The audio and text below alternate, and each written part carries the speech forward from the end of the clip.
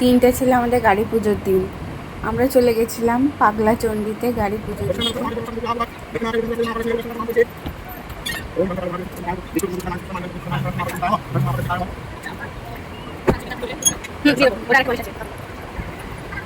মন্দিরের ভিতরটা এতটাই সুন্দর, গেলেই মনে হয় শান্তি লাগে।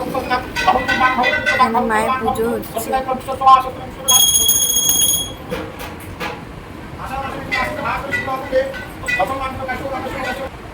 আর বাইরে শিবের মাথায় একটু জল দিলাম, মনটা যেন পুরো শান্তি লাগে।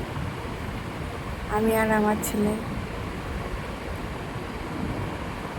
এখানে গোপাল বসেছিল, তাকে একটু মিষ্টি মুখ করিয়ে একটু ফটো তুলে নিয়েছিলাম গোপালের সাথে।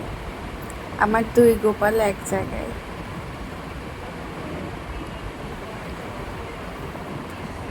পাগলাচণ্ডীর পরিবেশটা এতটাই সুন্দর, একবার গিয়ে মন ভরে না, মনে হয় যেন বারবার যাই। আমি আর আমার হাজব্যান্ড গেছিলাম বাইকে আর আমাদের গাড়িতে গেছিল আমাদের ফ্যামিলির লোকজন।